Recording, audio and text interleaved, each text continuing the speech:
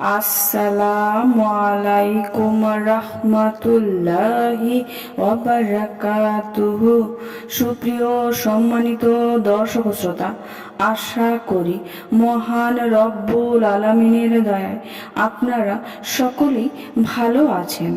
আজকে বিশ্বনবী সাল্লাল্লাহু আলাইহি ওয়াসাল্লামের জীবনী থেকে একটি ঘটনা বর্ণনা করব। ঘটনার শিরোনাম হচ্ছে খাদিজা রাদিয়াল্লাহু তাআলা আনহার এর ইন্তেকাল। আসুন ঘটনাটি শুরু করা যাক। হযরতের বিপদের বন্ধু, পরামর্শের শিক্ষক, ব্যথার বেধি, মহামাতি আবু তালেবের বিয়োগ সুখ ভুলতে না ভুলতে তিনি পুনরায় নবীন শোকে অধীর হয়ে পড়লেন। মহামতি আবু তালেবের পরলোক গমনের ৩ দিবস মাত্র পরে হযরতের প্রাণপেক্ষা প্রিয় সহধর্মিণী হযরত খাদিজা রাদিয়াল্লাহু তাআলা আনহা ইহলোক হতে চিরবিদায় গ্রহণ করলেন। আসন্ন মৃত্যুর তীব্র যন্ত্রণায় অস্থির হতে দেখে প্রণপমা বিবিকে বলেছিলেন, বিবি, তোমার অসীম পূর্ণ, তুমি নারীকুল শিরোমণি, আমার স্বর্গগতা স্নেহময়ী জননী, তথায় তোমার গ্রহণ করবেন। আদি পিতা হযরত ইব্রাহিম আলাইহিস সালামের ধর্মপত্নী সারা তোমাকে সহোদরা রূপে গ্রহণ করবেন। হযরতের মুখ নিঃসৃত এই অভয় বাণী শ্রবণে হযরত খাদিজা রাদিয়াল্লাহু তাআলা আনহা অনেকটা শান্তি অনুভব করলেন। হযরত রাসূল করিম সাল্লাল্লাহু আলাইহি ওয়াসাল্লাম খাদিজা রাদিয়াল্লাহু তাআলা আনহুকে প্রাণাপেক্ষা প্রিয়তম জ্ঞান করলেন। তার বিয়োগে তিনি অতিমাত্রায় কাতর হয়ে কয়েকদিন নির্জনে আল্লাহর নিকটে প্রার্থনা করছিলেন। কারো সাথে দেখা সাক্ষাৎ করেননি। খাদিজা রাদিয়াল্লাহু তাআলা আনহার মৃত্যুকালে হযরতের কনিষ্ঠা কন্যা পুণ্যবতী ফাতেমা রাদিয়াল্লাহু তাআলা আনহুকে অর্পণ করে গিয়েছিলেন। হযরত খাদিজা রাদিয়াল্লাহু তাআলা আনহার পরলোক গমন বছর চিরস্মরণীয় করে রাখার অভিলাষে হযরত রাসূল করিম সাল্লাল্লাহু আলাইহি ওয়াসাল্লাম সেই বছরেই নাম শোকের বছর রেখেছিলেন। হযরত রাসূল করিম সাল্লাল্লাহু আলাইহি ওয়াসাল্লামের ঔরসে হযরত খাদিজা রাদিয়াল্লাহু তাআলার গর্ভে যথাক্রমে ৩ জন পুত্র এবং ৪ জন কন্যা জন্মগ্রহণ করেছিলেন। পুত্র ক্রয়ের নাম কাসেম, তাইব, তাহের এবং কন্যা নাম বিবি জয়নব, বিবি রুকাইয়া, বিবি ফাতেমা, বিবি উম্মে কুলসুম। এদের মধ্যে কাসেম সর্বশ্রেষ্ঠ ছিলেন বলে হযরত রাসূল করিম সাল্লাল্লাহু আলাইহি ওয়াসাল্লামকে কেউ কেউ আবুল কাসেম অর্থাৎ কাসেমের পিতা বলে সম্বোধন করতেন।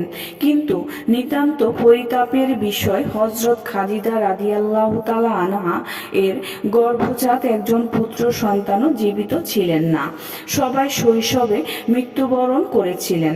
কেবলমাত্র ৩ জন কন্যাই জীবিত ছিলেন এবং এদের গর্ভে সন্তান জন্মগ্রহণ করেছিল। পুণ্যবতী হযরত ফাতেমা রাদিয়াল্লাহু তাআলা আনহু হযরতের সর্বকনিষ্ঠা কন্যা বলে হযরত রাসূল করিম সাল্লাল্লাহু আলাইহি ওয়াসাল্লাম তাকে অপেক্ষাকৃত অধিক স্নেহ করতেন। হযরত খাদিজা রাদিয়াল্লাহু তাআলা আনহা প্রথমেই ইসলাম ধর্মে দীক্ষিত হয়েছিলেন।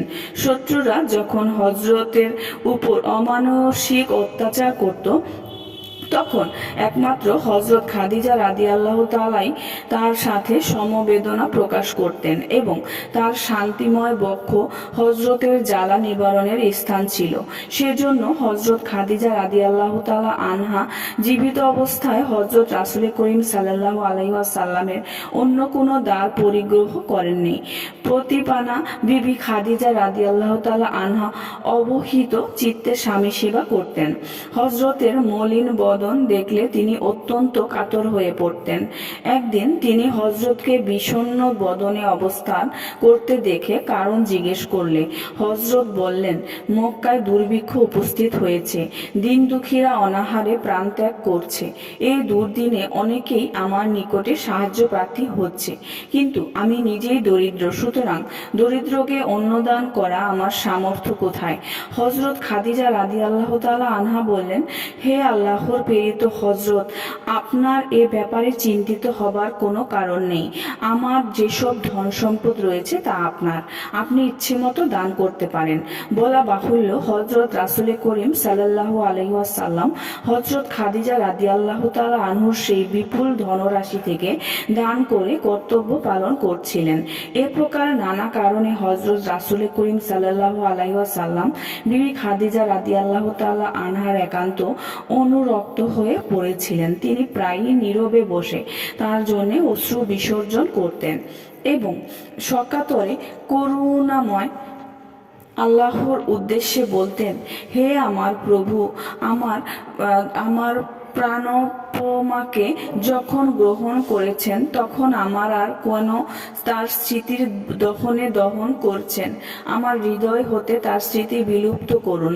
আমি প্রাণের শান্তি পাই, স্বস্তি পাই। হজরত রাসূল করিম সাল্লাল্লাহু আলাইহি ওয়াসাল্লাম দ্বিতীয়বার দ্বার পরিগ্রহণের পর একদিন হজরত খাদিজা রাদিয়াল্লাহু তাআলা আনহার জন্যে অশ্রু বিসর্জন করছিলেন। সে সময়ে তার দ্বিতীয় পত্নী পুণ্যবতী আয়েশা রাদিয়াল্লাহু তাআলা আনহা কৌতুক করার অভিপ্রায়ে হযরতকে বললেন, শুনেছি খাদিজা রাদিয়াল্লাহু তাআলা আনহার দ্বন্দ্বহীনা ছিলেন, সুতরাং তার বিনিময়ে যখন উৎকৃষ্ট দ্রব্য পেয়েছেন তখন আর কেন অনুশোচনা করেন? এ কথা শোনা মাত্র হযরত রাসূল করিম সাল্লাল্লাহু আলাইহি ওয়াসাল্লাম ক্ষুব্ধ হয়ে বললেন, কামুকেরাই নারীর রূপ মোহে মুগ্ধ হয়ে থাকে, স্ত্রী লোকের রূপ অপেক্ষা গুণী অনেক মনোরম। আমার খাদিজা রাদিয়াল্লাহু তাআলা আনহা পরম গুণবতী ছিলেন, তার গুণের তুলনা নেই। তুমি জানো কি, যখন আমি দেশের জনসাধারণের নিকট আত্মীয় স্বজনের চোখে বিষতুল্য, যখন আমি আশ্রয়হীন, সম্বলহীন, বন্ধুহীন, সেই দুঃসময়ে খাদিজা রাদিয়াল্লাহু তাআলা আনহাই আমাকে প্রথম আল্লাহর প্রেরিত বলে গ্রহণ করে সনাতন সত্য ধর্মের দীক্ষিতা হয়েছিলেন এবং আজীবনকাল শত উৎপীড়নের মধ্যে থেকেই ভগ্নীভূত চিত্তে সেই সত্য ও মহান ধর্মের সাধনা করেছিলেন।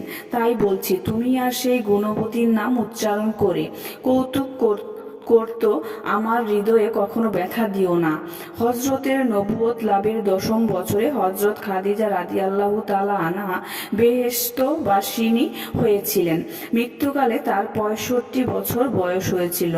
সমাধি ক্ষেত্রে হজরত রাসূল করিম সাল্লাল্লাহু আলাইহি ওয়াসাল্লাম স্বয়ং হজরত খাদিজা রাদিয়াল্লাহু তাআলা আনহার দেহ সমাহিত করেছিলেন। সুপ্রিয় সম্মানিত দর্শক ও শ্রোতা, আশা করি ঘটনাটি ভালো লেগেছে। ঘটনাটি যদি ভালো লেগে থাকে অবশ্যই চ্যানেলটি সাবস্ক্রাইব করবেন, লাইক করবেন, কমেন্ট করবেন এবং বেশি করে শেয়ার করে দিবেন। সবাই ভালো থাকবেন। আল্লাহ হাফেজ।